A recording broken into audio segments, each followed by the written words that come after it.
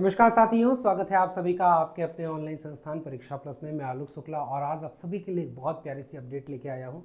उत्तर प्रदेश में आंगनवाड़ी कार्यकर्त्री और मुख्य जो आप बोल सकते हैं कि आंगनवाड़ी सहायिका होती हैं, जो एक वर्कर है और हेल्पर है, दोनों के सम्मिलित 69,000 से ज़्यादा वैकेंसी आप सभी के लिए आई हुई हैं। और ये कैसे इन भर्ती पे, इन पदों पे आप आवेदन कर सकते हो, कौन इसके लिए एलिजिबल है, कौन पात्र है, क्या इसमें मानदेय, क्या इसमें सैलरी मिलेगी, अतिरिक्त क्या इसमें आपकी इनकम हो सकती है और क्या सावधानियां बरतनी है, कब आपकी लिस्ट आएगी, किसके आधार पर चयन होगा, सब कुछ हम इस वीडियो में अगले 10 से 15 मिनट में समझेंगे। तो शुरू से अंत तक वीडियो को अच्छे से समझिएगा। एक एक स्टेप बहुत क्लियर तरीके से आपको समझाने वाला हूं, जिसमें मैं सब कुछ आपको बता देने वाला हूं। एक बार आप देख चलें कि क्या है आंगनबाड़ी, इसमें क्या सरकार की क्या ये परियोजना है, इसमें कुल पदों की संख्या कितनी है, जिलेवार कैसी आ रही है, पात्रता क्या है, जनपदवार क्या है, आप कहां से आवेदन कर सकते हो, उसकी लिंक क्या है, उसका नोटिफिकेशन क्या है, कहां पे कितनी वैकेंसीज है, इसके बारे में बताने वाला हूं आप सभी को। क्या आपके जो सारे सवालों के जो जवाब हैं वो सब कुछ आपको मिलने वाले हैं। तो ये पूरी वीडियो में मैं आपको एक ही वीडियो में सब कुछ समझाने वाला हूं, मतलब शुरू से अंत तक आप एक एक चीज समझ जाओगे, आपको अतिरिक्त कोई भी वीडियो देखने की आवश्यकता नहीं पड़ेगी। यदि आप परीक्षा प्लस चैनल पे नए हो तो आप सभी लोग चैनल को सब्सक्राइब अवश्य कर लें और वीडियो पसंद आए तो लाइक अवश्य कर दीजिएगा। सबसे पहले मुझे आप सभी लोग ये कमेंट कर दीजिए कि आपका जनपद कौन सा है, आप कहां के रहने वाली हैं, क्योंकि इसमें महिलाएं ही आवेदन कर सकती हैं, या किसी महिला के भाई या पति अगर देख रहे हैं तो भी आप कमेंट कर दीजिएगा कि आपकी बहन जो है या आपकी जो पत्नी है वो कहां से बिलोंग करें, निवासी कहां की है। तो उसके बारे में जैसे ही सूचना आएगी मैं आपको वीडियो बता दूंगा या रिप्लाई आपको करवा दूंगा। तो सभी लोग कमेंट करना ना भूलिएगा। आते हम लोग बात करते हैं, इसे स्टार्ट करते हैं। तो आंगनवाड़ी रिक्रूटमेंट 2025 के नाम से जाना जा रहा है। योगी सरकार के द्वारा आपका ये आंगनवाड़ी में 69,000 से ज्यादा पद भरे जाएंगे। सीएम ने ये पहले घोषणा भी की थी और अब इसका आवेदन प्रारंभ हो चुका है। कुल अगर पदों की संख्या मेरे साथ ही बात किया जाए तो कुल पदों की संख्या कितनी है, 69,206 है। इस 69,206 में जो ज्यादा वैकेंसीज आ रही हैं वो सहायिका की आ रही हैं, जिसे हम लोग क्या बोलते हैं, हेल्पर बोलते हैं। तो 61,254 वैकेंसीज तो केवल हेल्पर की हैं।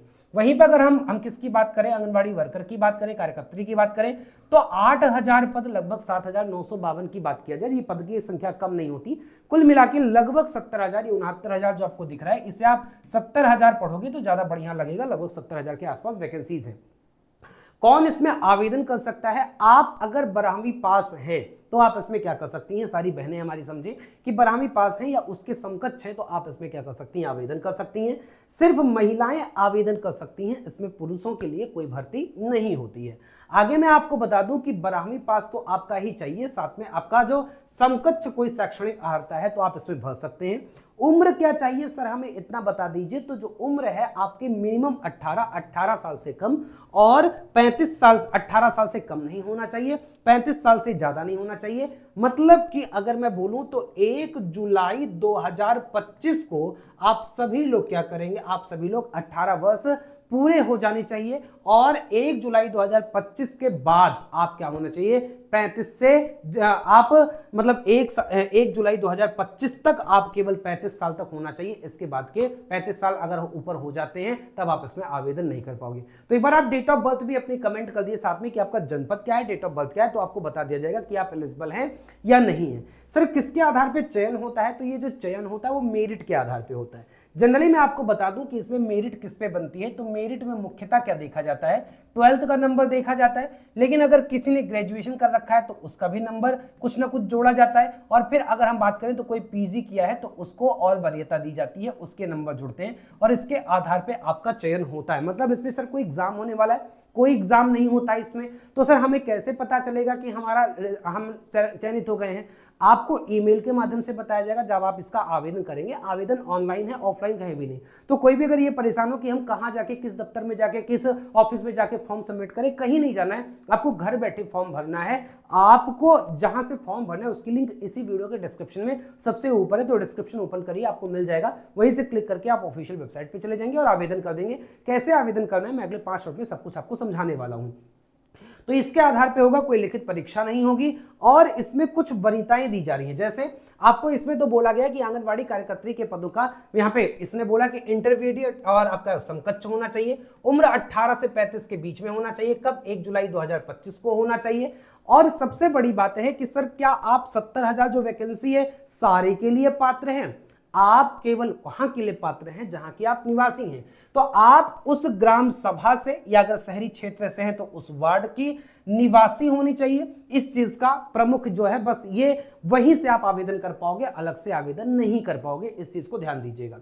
गरीबी रेखा से नीचे जो कोई जीवन यापन करने वाली कोई ऐसी महिला है जो विधवा है या फिर विधिक तलाकशुदा है, मतलब कि बोल सकते हो कि कोर्ट ने ऑर्डर दे दिया है कि आप अपने पति से अलग रह सकते हो, या फिर परित्यक्ता जो आपका परित्यक्ता महिला को वरीयता दी जाएगी, तो सभी लोग आवेदन करेंगे। और उसमें अगर क्या हो गया, उसमें कोई विधवा महिला हो गई या फिर कोई जुडिशरी जो बोलते हैं सेपरेटेड महिला हो गई, ऐसे लोगों को क्या दिया जाता है, ऐसे लोगों को वरीयता दी जाती है, प्रेफरेंस दिया जाता है। मतलब अगर आपके नंबर मेरिट में सेम रहते हैं या अगर वो पहले हैं तो पहले उनको दिया जाएगा, भले ही आपके नंबर ज्यादा हो। और ठीक है, उनको आवश्यकता भी ज्यादा होती है, तो ये राज्य सरकार का अपना नियम है, वो चलता है।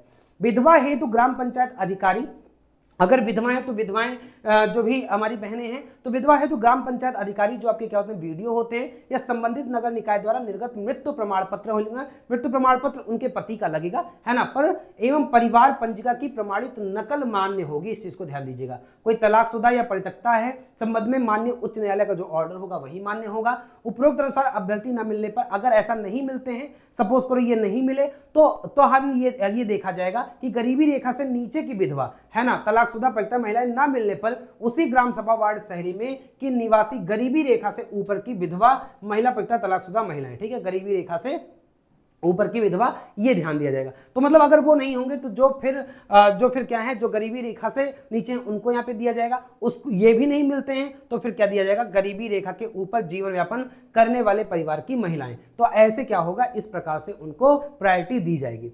निवास एवं जाति प्रमाण पत्र के संबंध में तहसील से ऑनलाइन डिजिटल हस्ताक्षर से निर्गत निवास व जाति प्रमाण पत्र ही मान्य होगा। तो जो निवास आपका होगा, निवास और जाति प्रमाण पत्र है, ये आपको तहसील से जो ऑनलाइन डिजिटल हस्ताक्षर से होते हैं वही वाले मान्य होंगे, दूसरे आपके मान्य नहीं होंगे। आय प्रमाण पत्र के संबंध में उत्तर प्रदेश शासन के राजस्व अनुभाग ये दिया हुआ है, इनका ऑनलाइन जो सत्यापन होता है वही होगा, ये जो आप बनता है वो यही से बनता है, बहुत परेशान मत होइए, बस आपके पास निवास होना चाहिए, आय होना चाहिए। और ये आपका आवेदन कहां से कर सकते हैं, इस वेबसाइट से कर सकते हैं। आधे डिटेल में आपको समझाते हैं ये कैसे कर सकते हैं। जैसे आपकी ये ऑफिशियल वेबसाइट है, ये मैंने आपका ऑफिशियल वेबसाइट ओपन करके रखा है, ये आप देखोगे तो यूपी आंगनवाड़ी रिक्रूटमेंट है, यूपी आंगनवाड़ी भर्ती.in पे है।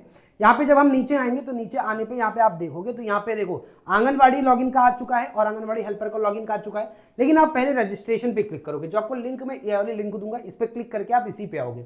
इस पे करने के बाद अगर आप हेल्पर के लिए कर रहे हो आवेदन तो हेल्पर पे कर देंगे, अगर वर्कर के लिए कर रहे हो वर्कर पे। क्या सर हम दोनों पे आवेदन कर सकते हैं? जी हाँ, आप दोनों पे आवेदन कर सकते हो, ऐसा नहीं है कि आप किसी एक पे आवेदन कर सकते हो, दोनों की अर्हताएं सेम है। अब जैसे कहां कहां का सर आ गया है, तो आप किस जनपद से हैं मुझे बताइए, मैं आपको बता दे रहा हूं कहां कहां का आ गया है। हापुड़ जनपद का आ गया है, अमरोहा का आ गया है, ललितपुर का आ गया है। वहीं अगर मैं बात करूं प्रतापगढ़ का आ गया है, सिद्धार्थनगर का आ गया है। इनके लिंक एक्टिव हो गए हैं वर्कर में, और हेल्पर में अभी अभी आपकी दो आए हैं, एक ललितपुर का और एक शामली का, तो इन दोनों के आए हुए हैं। कैसे हैं आपको ये मैं आपको बता दूं, कितनी रिक्तियां हैं ये चीज मैं आपको एक लाइन में बताता हुआ चलो, जैसे इसी को ओपन करेंगे तो हमें पता चलेगा।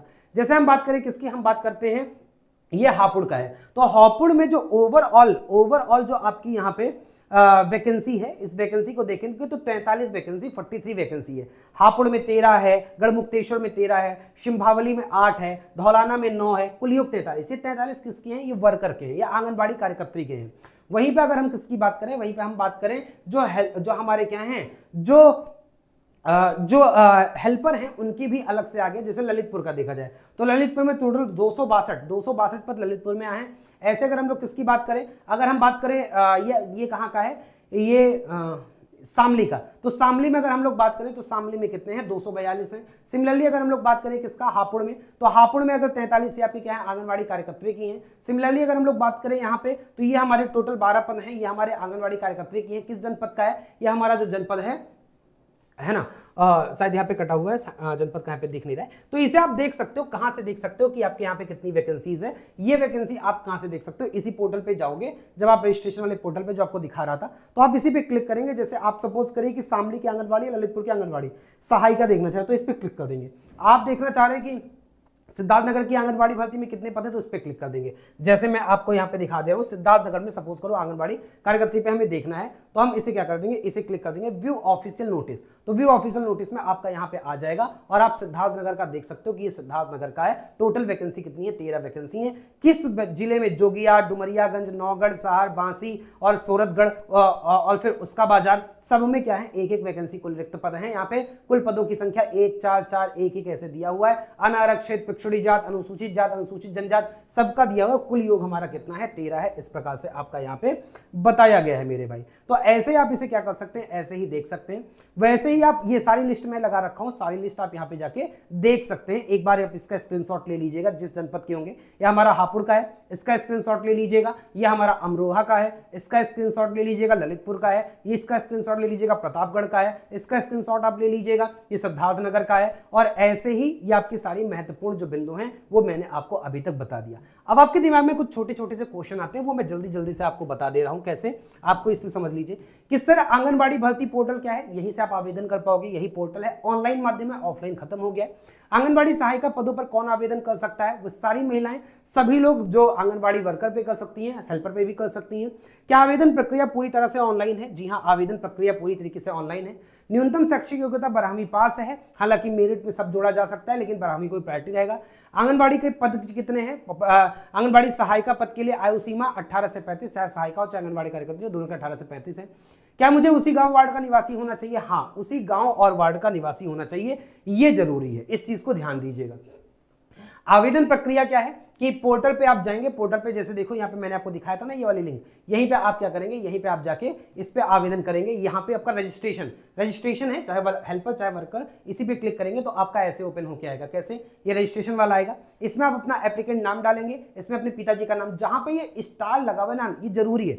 और जो आपके हाई स्कूल के मार्कशीट में मेंशन हो वही डालिएगा, कुछ गलत मत डालिएगा। तो आपका नाम, आपके पिताजी का नाम, जनपद कौन सा है, किस जनपद में है, जैसे सारे जनपद में है तो हम चूज कर लेते हैं कोई भी, है ना। जैसे हम चलो गोंडा ही चूज कर ले, तो यहाँ पे अगर हम है ना चलो देवरिया चूज कर ले, गोंडा चूज कर ले, कोई चूज कर ले। मोबाइल नंबर, आपका अपना मोबाइल नंबर यहाँ पे डाल दोगे।